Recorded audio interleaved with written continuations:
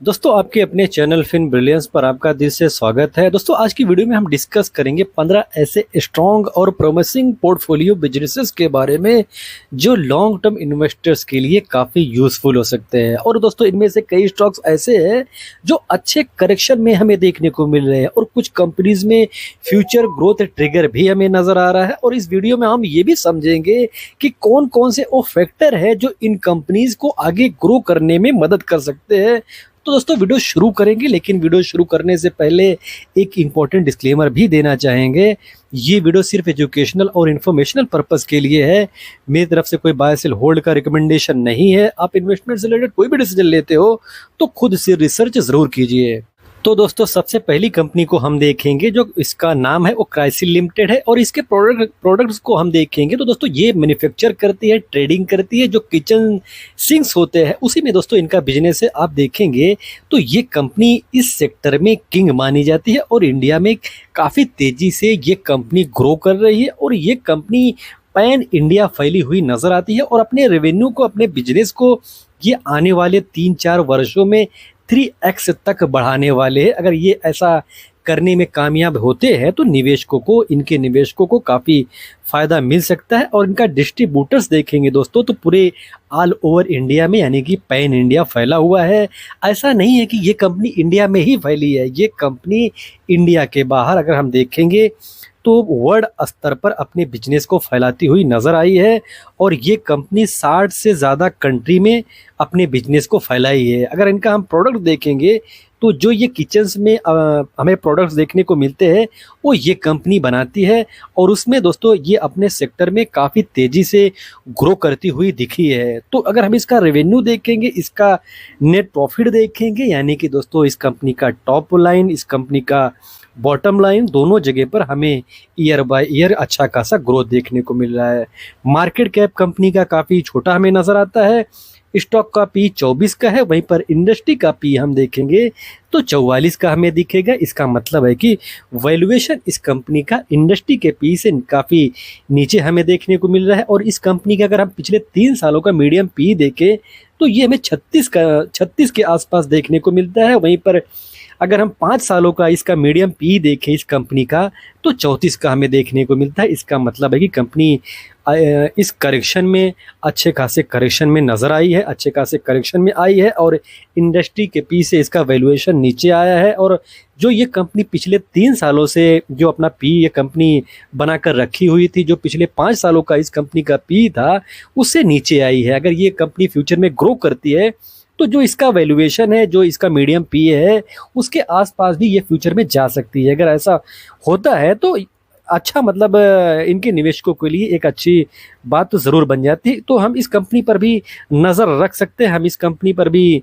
Study कर सकते हैं। वहीं पर टॉप से 23% के हमें करेक्शन में ये कंपनी नज़र आती है। दूसरी कंपनी को दोस्तों हम देखेंगे तो रेड टेप लिमिटेड। तो इनका अगर हम बिजनेस देखेंगे तो जो मेंस वेयर होते हैं, जो वुमेन्स वेयर होते हैं, जो किड्स वेयर होते हैं, उस पे दोस्तों इनका बिजनेस है। यही नहीं, इनका जो अगर हम देखेंगे तो रेड टेप के आपको जूते भी देखने को मिलेंगे। अगर आप देखोगे तो इनके पास कई सारे स्टोर्स भी है और ये कंपनी ऑनलाइन भी अपने जो प्रोडक्ट्स होते हैं वो अब ऑनलाइन भी ये कंपनी अपने प्रोडक्ट्स को सेल करती है। इंडिया में देखेंगे तो दोस्तों इंडिया में इनके पास 662 स्टोर्स है। इसका मतलब है कि कंपनी के पास काफ़ी ज़्यादा स्टोर्स है और कंपनी काफ़ी तेज़ी से अपने स्टोर्स को बढ़ाती हुई दिख रही है। यानी कि जो इनका ग्रोथ है ये फ्यूचर में बढ़ सकता है, बिकॉज इंडिया का पॉपुलेशन जिस लेवल का है और जिस लेवल का मतलब खपत है इस इंडस्ट्री का, इस इंडस्ट्रीज का ग्रोथ जो है वो इंडिया में ही दोस्तों काफ़ी तेज़ी से है। और इंडिया का पॉपुलेशन इस कंपनी को ग्रो करने में या इस सेक्टर को ग्रो करने में काफ़ी मदद करता है। मार्केट कैप कंपनी का छोटा है और इसका पी देखेंगे तो 29 के आसपास हमें देखने को मिलेगा और 34 के आसपास का इंडस्ट्री का पी है। यानी कि इसका वैल्यूएशन भी हमें इंडस्ट्री के वैल्यूएशन से नीचे देखने को मिल रहा है। और इसका पिछले 3 सालों का मीडियम पी देखेंगे तो 48 का है। पिछले 5 सालों का मीडियम पी देखेंगे तो ये भी हमें 48 का देखने को मिलेगा। वहीं पर आज के दौर में इसका पी देखेंगे तो 29 के आसपास का है।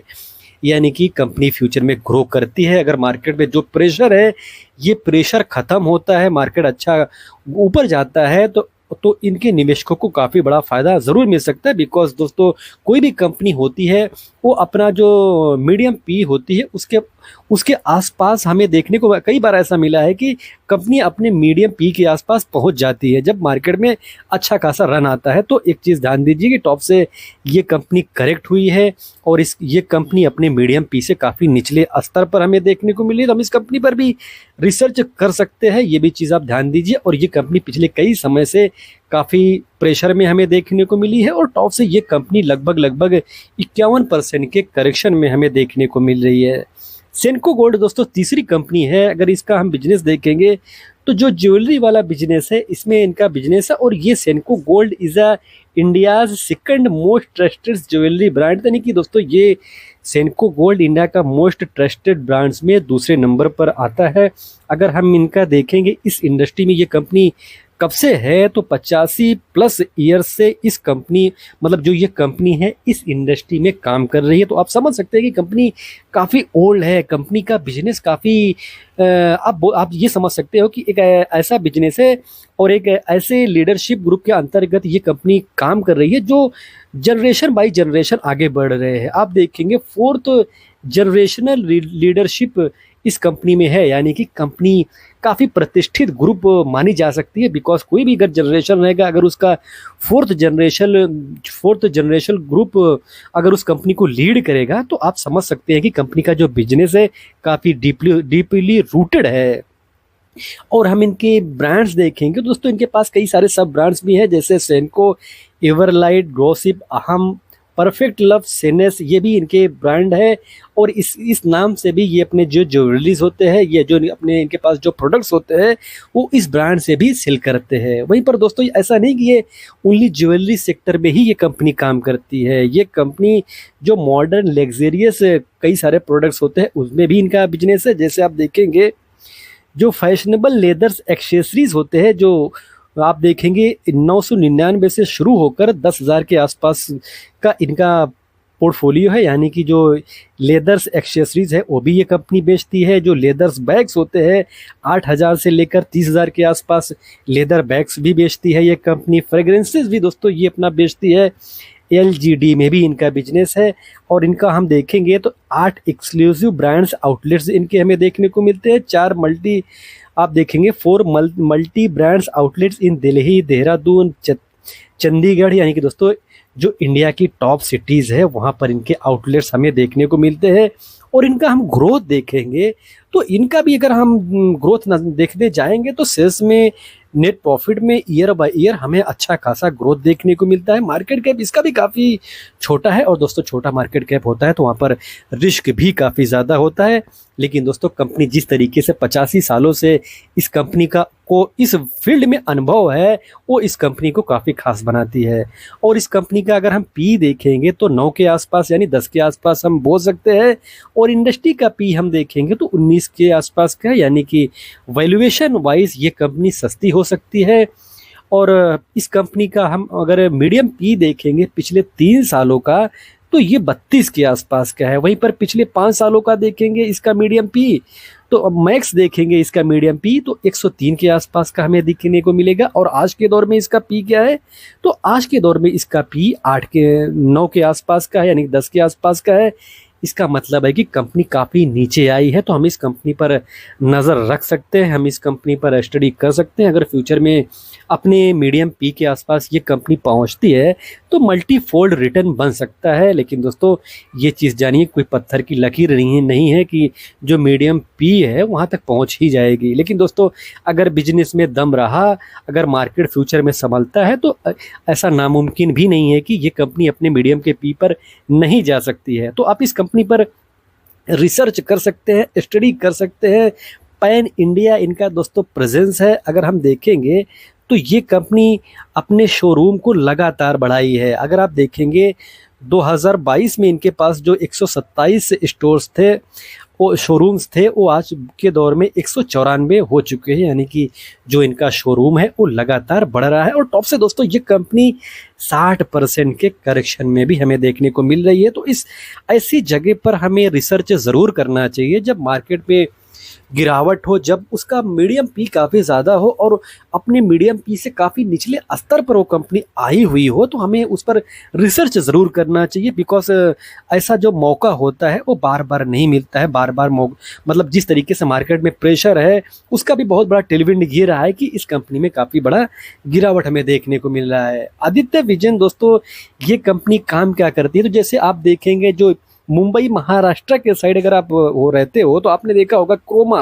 तो वैसे ही दोस्तों क्रोमा के जैसा बिजनेस इनका यूपी, बिहार, छत्तीसगढ़ में हमें देखने को मिलता है। आप देखेंगे उत्तर प्रदेश में इनके पास 42 स्टोर्स है, बिहार में 117 स्टोर्स है, झारखंड में 33 स्टोर्स है। यानी कि दोस्तों हिंदी हार्टलैंड रीजन में ये कंपनी फैली हुई है। और ये कंपनी यहीं पर नहीं, अगर हम इनका देखेंगे तो उसके बाहर भी ये कंपनी अपने बिजनेस को फैलाने के लिए प्लान कर रही है। जैसे आप देखेंगे छत्तीसगढ़, मध्य प्रदेश में भी ये कंपनी इस कैलेंडर ईयर में अपने स्टोर्स को ओपन करने वाली है। वहीं पर आज के दौर में इनके पास 192 स्टोर्स है। वहीं पर ये मतलब ये एम कर रही है कि FY26 तक 200 स्टोर्स ये कंपनी ओपन कर सकती है। अगर ऐसा करती है तो फिर इनके निवेशकों को ज़रूर फायदा मिल सकता है। लेकिन दोस्तों ध्यान दीजिए कि इनका जो बिजनेस है ये सीजन वाइज इनका बिजनेस अप डाउन्स होता है। जैसे इनका जो पीक बिजनेस होता है वो अगर हम देखेंगे तो peak summer season plus marriage season, ये जो जून जुलाई वाला सीजन होता है, ये इनके बिजनेस को सबसे ज़्यादा रेवेन्यू देता है। उसके पीछे का रीज़न भी रहता है बिकॉज दोस्तों इनके स्टोर्स पर जो फ्रिज होते हैं, जो एसी होते हैं, जो इससे रिलेटेड प्रोडक्ट्स होते हैं, ये इस सीज़न में बहुत बिकते हैं। और शादियों में भी दहेज में दिया जाता है, तो ये भी एक बड़ा रीज़न है जिसकी वजह से काफ़ी ज़्यादा डिमांड इस सीज़न में रहता है। वहीं पर सबसे ज़्यादा जो वीक सीज़न इनका माना जाता है, ये मानसून प्लस जो शरद मंथ होते हैं वो रहता है। वहीं पर फेस्टिव सीज़न इनके लिए एक अट्रैक्टिव सीज़न माना जाता है। और marriage season plus pre summer sales plus end of year season, यानी कि दोस्तों जब मैरिज का सीज़न होता है, जब प्री समर सेल्स होता है और जो एंड ऑफ ईयर सेल्स होता है, वहाँ से भी ये कंपनी अच्छा खासा रेवेन्यू अपना जनरेट करती है। तो आप ये चीज़ ध्यान दीजिए कि इनका जो बिजनेस है वो ईयर बाय ईयर आप ऐसे बिजनेस को जज कर सकते हैं। आप क्वार्टर बाय क्वार्टर ऐसे बिजनेस को देखने जाएंगे तो आपको बिजनेस समझ में नहीं आएगा। आप देखेंगे इनके स्टोर पर कई सारे प्रोडक्ट मिलते हैं। सेल्स और नेट प्रॉफिट अगर हम देखेंगे तो हमें ईयर बाय ईयर अच्छा खासा ग्रोथ देखने को मिल रहा है। मार्केट कैप कंपनी का काफ़ी हमें छोटा देखने को मिलता है। पिग रेशियो इस कंपनी का 1 के आसपास का, यानी कि ठीक ठाक वैल्यूएशन पर है। इंडस्ट्री का पी 26 का है, इसका पी 51 का है। इसका मतलब है कि कंपनी का जो वैल्यूएशन है ये इंडस्ट्री के पी से तो ज़्यादा है। और इसका अगर हम मीडियम पी देखेंगे पिछले 3 सालों का तो 56 का है, और पिछले 5 सालों का मीडियम पी देखेंगे तो 41 का है। इसका मतलब ये भी बनता है कि कंपनी में जिस तरीके से ग्रोथ है, जिस तरीके से मार्केट में प्रेशर है, ये सारे प्रेशर के बावजूद अच्छे खासे वैल्यूएशन पर ट्रेड कर रही है। 51 का पी होना ये बताता है कि बहुत ज़्यादा सस्ता ये कंपनी, मतलब बहुत ज़्यादा वैल्यूएशन इस कंपनी का सस्ता नहीं है। तो ये भी चीज़ आप ध्यान ज़रूर दीजिए। टॉप से करेक्शन देखेंगे तो 21% के करेक्शन में हमें नज़र आएगी। और दोस्तों अगली कंपनी डिक्सन टेक्नोलॉजीज़, अगर इनका बिजनेस देखेंगे तो ईएमएस सेक्टर में ये कंपनी अपना बिजनेस करती है। यानी कि दोस्तों मान लीजिए मेरे पास एक मेरे पास मोबाइल का ब्रांड है, मेरे पास या कोई लैपटॉप, मान लीजिए डेल है, एप्पल है, उसका मैं ब्रांड मतलब मेरी कंपनी है, तो मुझे उस प्रोडक्ट्स को बनवाना है, यानी कि असेंबल करवाना है, तो मैं डिक्सन जैसी कंपनियों को ऑर्डर देता हूं। तो डिक्सन जैसी जो कंपनियां होती है वो ऑर्डर को फुलफिल करती है, यानी कि उसको असेंबल करती है और अपने बिजनेस को बढ़ाती है, अपने रेवेन्यू को बढ़ाती है। लेकिन दोस्तों अभी डिक्सन उस फील्ड में तो काम कर रही है, लेकिन उसके अलावा भी कई सारे ऐसे फील्ड है जो डिक्सन खुद बनाने वाली, यानी कुछ प्रोडक्ट्स ऐसे हैं जो डिक्सन खुद अपने नाम से, अपने ब्रांड से बनाने वाली है। अगर ये ऐसा करती है तो फ्यूचर में इस बिजनेस में, इस कंपनी में काफ़ी ज़्यादा हमें फ़ायदा देखने को मिल सकता है। और कंपनी का सेल्स देखेंगे, कंपनी का नेट प्रॉफिट देखेंगे, अच्छा खासा हमें ग्रोथ देखने को मिलेगा। हालांकि बड़ी कंपनी है दोस्तों, ये भी चीज़ आप ध्यान दीजिए, लेकिन बिजनेस जिस तरीके से ये कंपनी कर रही है और जिस तरीके से इस बिजनेस का फ्यूचर में डिमांड रह सकता है, और जिस तरीके से ये अपने प्रोडक्ट पोर्टफोलियो में खुद के अपने ब्रांड के नाम से कई सारे प्रोडक्ट लॉन्च करने वाली है, तो उसको देखते हुए दोस्तों हम इस कंपनी पर रिसर्च कर सकते हैं। 44 के पी पर आज के दौर में ये कंपनी खड़ी है। वहीं पर पिछले 3 सालों का इस कंपनी का मीडियम पी देखेंगे तो 117 का है। इसका मतलब है कि मीडियम पी से ये कंपनी इस गिरावट में काफ़ी निचले स्तर पर खड़ी है। पिछले 5 सालों का इस कंपनी का मीडियम पी 122 का है, पिछले 3 सालों में 117 का है। वहीं पर आज के दौर में इस गिरावट में इस कंपनी का पी 44 का है। तो हमें इस कंपनी पर भी नज़र रखनी चाहिए और पैनी नज़र रखनी चाहिए, बिकॉज जो ऐसी दिग्गज कंपनियां होती हैं ये मतलब ऐसी कंपनियों में बहुत ज़्यादा गिरावट होता नहीं है। जब मार्केट में प्रेशर होता है तभी ऐसी कंपनियों में हमें रिसर्च करने का मौका मिलता है। तो ये कंपनी भी टॉप से अच्छी खासी करेक्शन में हमें नज़र आ रही है। तो दोस्तों अगली कंपनी को हम देखेंगे इथोस लिमिटेड। तो ये कंपनी प्रीमियम दोस्तों ये कंपनी मानी जाती है। अगर इनका बिजनेस देखेंगे तो जो लग्जेरियस वॉचेस होते हैं उसमें इनका बिजनेस है। ये कंपनी 80 से ज़्यादा स्टोर्स ऑन करती है और ये जिस तरीके से अपने बिजनेस को ये कंपनी फैला रही है उसको देखकर हमें इस कंपनी पर रिसर्च करना चाहिए। बिकॉज जैसे जैसे इंडिया में जो बड़े लोग हैं यानी कि जिनके पास जो बिलियनियर्स है जो लगातार अमीर अमीर होते जा रहे हैं, तो वैसे में इस कंपनी को फ़ायदा मिल सकता है। बिकॉज दोस्तों इनके जो वॉचेस होते हैं, इनके स्टोर्स पर जो वॉचेस बिकते हैं ये लाखों में नहीं बल्कि करोड़ों में होते हैं। 2-2 करोड़ 4-4 करोड़ 10-10 करोड़ के तो वॉच ये बेचते हैं। जो सस्ती वॉचेस होती है वो लाखों में आपको देखने को मिलेगी। इसका मतलब है कि जो छोटे लोग हैं, जो गरीब लोग हैं, वो इनके स्टोर से वॉच नहीं खरीद सकते हैं। जो बहुत ही लग्जेरियस लोग हैं जिनके पास बहुत पैसा है वो ऐसी वॉचेस को खरीदते हैं। तो फ्यूचर में जैसे जैसे इनकी संख्या बढ़ेगी, जो मिलीनियर्स है, जो बिलियनियर्स है, तो ऐसे वैसे में इस कंपनी को भी काफ़ी बड़ा फ़ायदा मिल सकता है। कंपनी इंडिया में फैली हुई है और पैन इंडिया फैली हुई है। आप एयरपोर्ट्स पे देखते हो, आप बड़े बड़े मॉल्स में देखते हो, तो वहाँ पर इनके जो स्टोर्स हैं वो हमें देखने को मिलते हैं। आप देखेंगे ये इनके स्टोर्स हैं।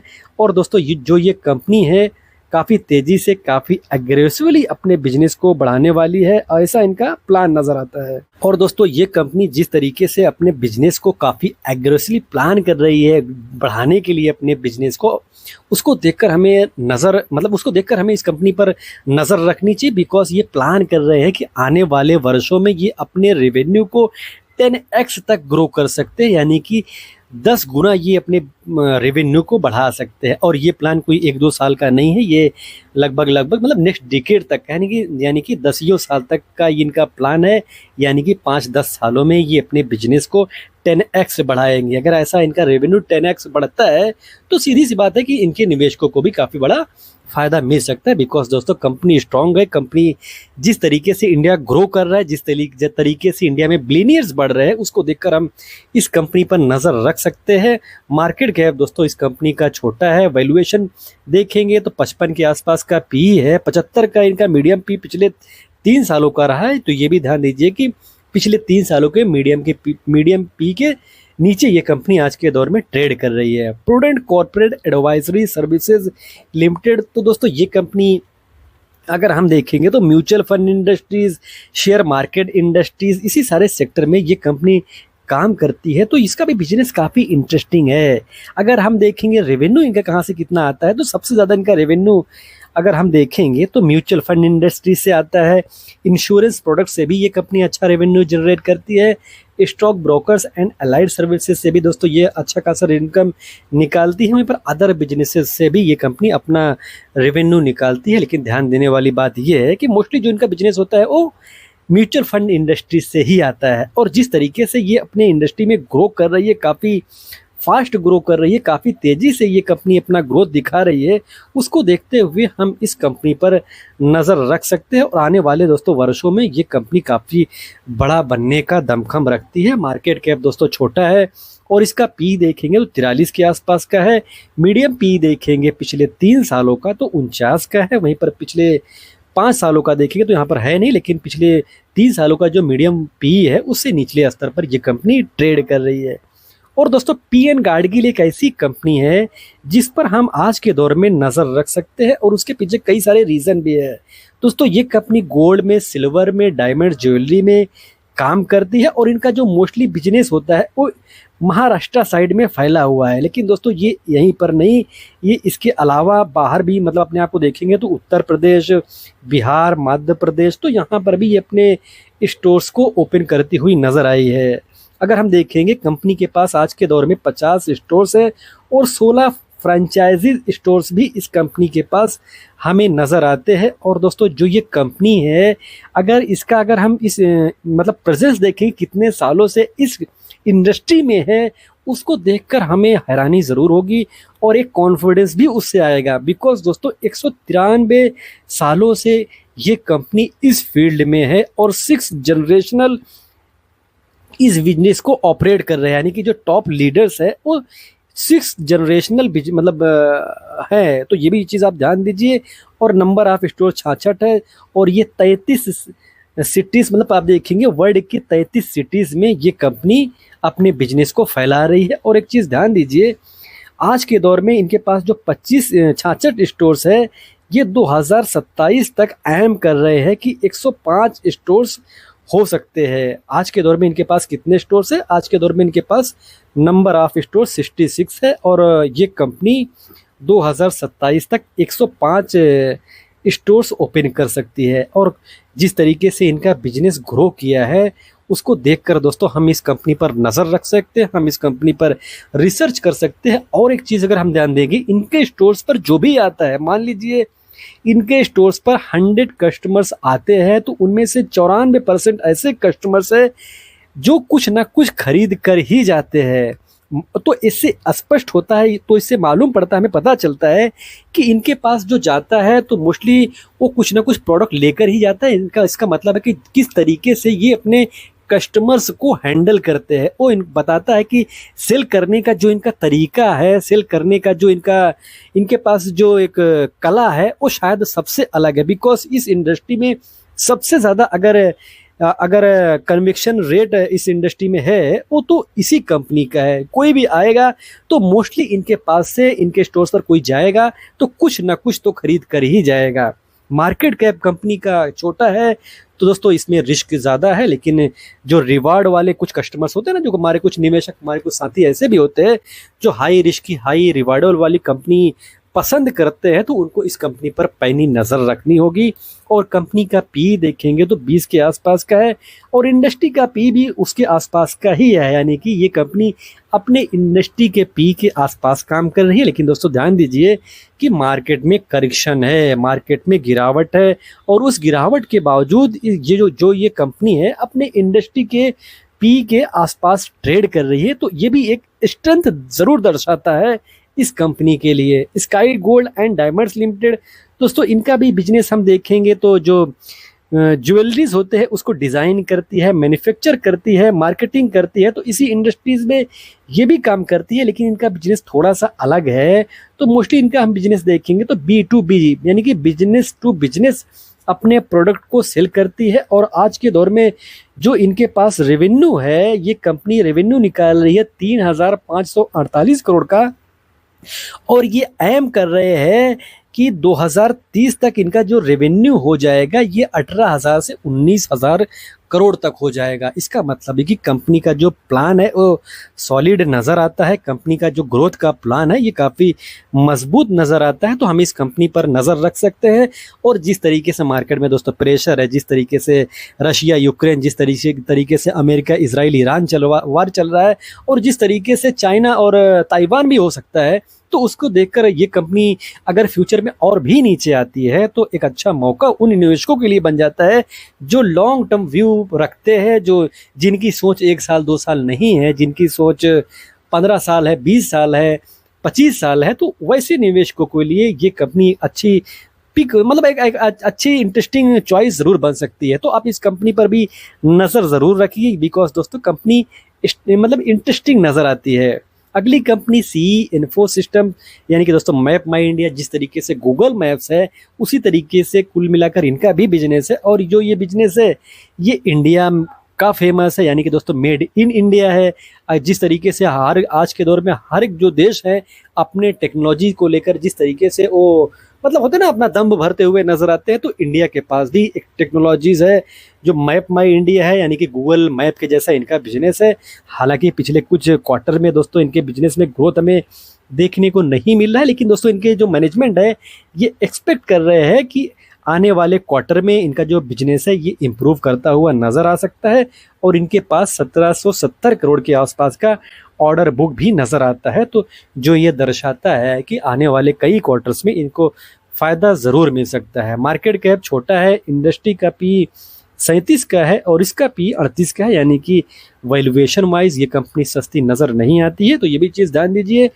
और यथार्थ hostel and trauma care services, तो दोस्तों ये कंपनी जो हॉस्टल्स होते हैं उसमें इनका बिजनेस है और इनका बिजनेस नोएडा में, ग्रेटर नोएडा में, नोएडा स्टेशन, उत्तर प्रदेश, तो यहाँ पर दोस्तों इनके हॉस्टल्स जो है ये हैं। और एक चीज़ ध्यान देंगे तो जो इनकी हॉस्पिटल की संख्या है 2021 में इनके पास 3 हॉस्पिटल्स थे, 2025 में इनके पास 5 हॉस्पिटल्स थे, 2026 में इनके पास 8 हॉस्पिटल हो जाएंगे। और एक चीज़ ध्यान देने वाली बात है, जो इनके पास ऑर्डर बुक मतलब जो इनके पास आज बेड की संख्या है, तो ध्यान दीजिए दोस्तों जो हॉस्पिटल वाली कंपनियां होती हैं इनमें सबसे ज़्यादा इम्पोर्टेंट जो चीज़ होता है वो यही होता है कि उनके पास मतलब उनके पास बेड की संख्या कितनी है। तो इनके पास बेड की संख्या 2550 है, उससे ज़्यादा का है और ये एम कर रहे हैं 3000 प्लस बेड्स ऐड करने का, यानी कि 2500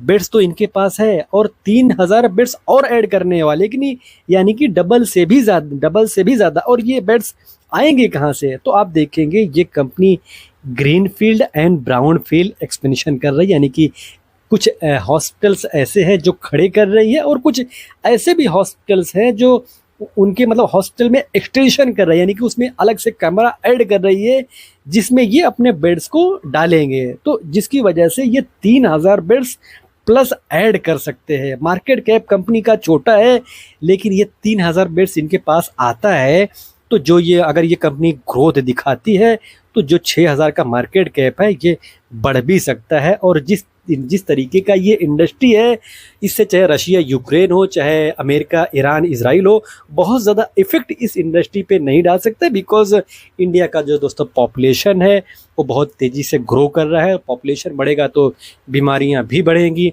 आज के दौर में इंडिया की अधिकतर पब्लिक युवा है, कल के दिन वो पब्लिक बूढ़ी भी हो जाएगी। तो ऐसे में जो ये इंडस्ट्री है ये एक ऐसी इंडस्ट्री नज़र आती है जो लॉन्ग टर्म निवेशक है वो इस इंडस्ट्री को नज़रअंदाज नहीं करना चाहते हैं।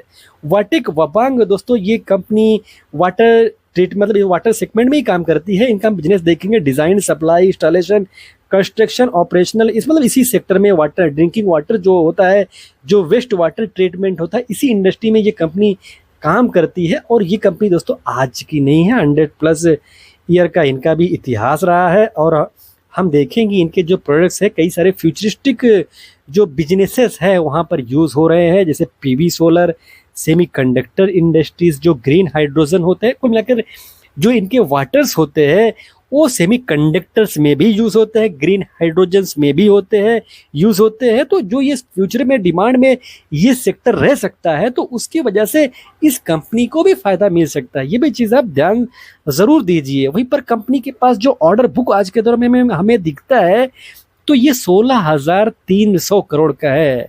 16,300 करोड़ का कंपनी के पास ऑर्डर बुक है और मार्केट साइज कंपनी का 7,670 का है, यानी कि मार्केट कैप से ट्रिपल के आसपास कंपनी का ऑर्डर बुक है। और कंपनी का पी देखेंगे तो 22 के आसपास दिखेगा, तो हम इस कंपनी पर भी नज़र रख सकते हैं। अगली कंपनी एथर इंडस्ट्रीज़। दोस्तों एथर इंडस्ट्रीज़ के बारे में कुछ ऐसी चीज़ें हैं जो शायद इंडिया की कुछ गिनी चुनी कंपनियां हैं जो ये कंपनी है कुछ ऐसे केमिकल्स बनाती है जो इंडिया में यही बनाती है। तो इस कंपनी को उसका एज ज़रूर मिलता है। मार्केट कैप कंपनी का छोटा है, स्टॉक का पी 59 का है। हालांकि दोस्तों ध्यान दीजिए इंडस्ट्री का पी 26 का है, इंडस्ट्री के पी से इसका वैल्यूएशन आज के दौर में महंगा हो सकता है, तो ये भी चीज़ आप ध्यान दीजिए। ओलेक्ट्रा ग्रीन टेक जो अब देखेंगे जो बसेस होते हैं, जो इलेक्ट्रॉनिक बसेस होते हैं दोस्तों, वो बसेस ये कंपनी बनाती है। अगर हम इनका देखेंगे तो प्रोडक्ट पोर्टफोलियो लगातार सालों में जो इनके मतलब इनका जो रेंज है, यानी जो बसेस का रेंज है, ये बढ़ता गया है। आप देखेंगे आज के दौर में जो एक इन्होंने एक ट्रक भी निकाला है, जो टिपर करके ट्रक है, ये 350 किलोमीटर तक जा सकता है। और इनके जो बसेस है ये पैन इंडिया फैले हुए हैं, जैसे पुणे में, गोवा में, नागपुर में, अहमदाबाद में, हैदराबाद में। आप देखेंगे इंडिया के कोने कोने में ओलेक्ट्रा ग्रीन टेप के बसेस आपको देखने को मिल जाएंगे। इनके पास 10,000 प्लस इलेक्ट्रिक बसेस का ऑर्डर बुक है, यानी कि ऑर्डर बुक दोस्तों कंपनी का काफ़ी स्ट्रॉन्ग नज़र आता है। और ये एम कर रहे हैं, ये गोल कर रहे हैं कि FY26 में 2,000 बसेस ये कंपनी डिलीवर करेंगे। बिकॉज अगर ये इनको 10,000 का जो इनका ऑर्डर बुक है इसको एग्जीक्यूट करना है तो इनको डिलीवर भी करना पड़ेगा। तो ये 2026 में इनको 2,000 बस बनाकर देना है। तो आप समझ सकते हैं कि 2,000 बस अगर ये 2026 में बनाएंगे तो इनके रेवेन्यू पर काफ़ी सिग्निफिकेंट असर देखने को मिल सकता है। मार्केट कैप 7,000 करोड़ के आसपास का है, यानी कि छोटा मार्केट कैप है। P50 के आसपास का है। निंटेक सिस्टम दोस्तों अगली कंपनी सॉफ्टवेयर इंडस्ट्रीज में दोस्तों ये कंपनी काम करती है। अगर हम इनका बिजनेस देखेंगे तो जैसे ऑटोमोटिव में ये कंपनी काम करती है, प्रिंट मीडिया में ये कंपनी काम करती है, BFSI, transportation, health care, life science, manufacturing, future engineering, blockchain, IoT, process automation, cognitive AI। तो कुल मिलाकर जो ये सॉफ्टवेयर वाली कंपनी है और जिस तरीके से इनका मजबूत प्रोडक्ट पोर्टफोलियो है, जिस तरीके से इनका छोटा मार्केट कैप है, जिस तरीके का इनका पिछले कई सालों का इतिहास रहा है, कई क्वार्टर का इतिहास रहा है, सेल्स में, नेट प्रॉफिट में कंसिस्टेंसी रही है, वो हमें ये बताती है कि हमें इस कंपनी पर नज़र रखना चाहिए, हमें इस कंपनी पर स्टडी करना चाहिए। बिकॉज सॉफ्टवेयर इंडस्ट्री की ये काफ़ी छोटी कंपनी है, रिस्की कंपनी ज़रूर नज़र आती है, लेकिन पोटेंशियल इस कंपनी में भी हमें नज़र आता है कि फ्यूचर में ह्यूज कर सकती है। अगर फ्यूचर में ये कंपनी बड़ा करती है तो इनके निवेशकों को ज़रूर फ़ायदा मिल सकता है। लेकिन दोस्तों ध्यान दीजिए कि ऐसी कंपनियां जो पैनिक कंपनियां होती हैं, जो माइक्रो कैप टाइप की कंपनियां होती हैं, अगर यहाँ पर मतलब रिवार्ड का चांस बहुत ज़्यादा होता है तो ये भी चीज़ ध्यान दीजिए कि रिस्क का भी जो लेवल होता है ये अल्टीमेट होता है। तो ये भी चीज़ आप ध्यान दीजिए। टॉप से ये कंपनी 50% करेक्शन में हमें खड़ी हुई नज़र आती है। तो दोस्तों अगर आप वीडियो में अभी तक बने हुए हो, अगर आपको वीडियो इन्फॉर्मेटिव लग रहा है तो आपने मतलब आप कमेंट बॉक्स में यस लिखकर ज़रूर बताइए, ताकि हमें भी समझ में आए कि आप अच्छी वीडियो को, आप इन्फॉर्मेटिव वीडियो को लॉन्ग मतलब भले ही वो वीडियो लंबी बन जाए आप देखते हो। अगर आप अभी तक देख रहे हो तो यस लिखकर ज़रूर बताइए, उससे हमें समझ में आएगा कि आप अभी तक ये वीडियो देख रहे हो। तो दोस्तों वीडियो डिस्क्लोज करेंगे उससे पहले एक इंपॉर्टेंट डिस्क्लेमर भी देना चाहेंगे।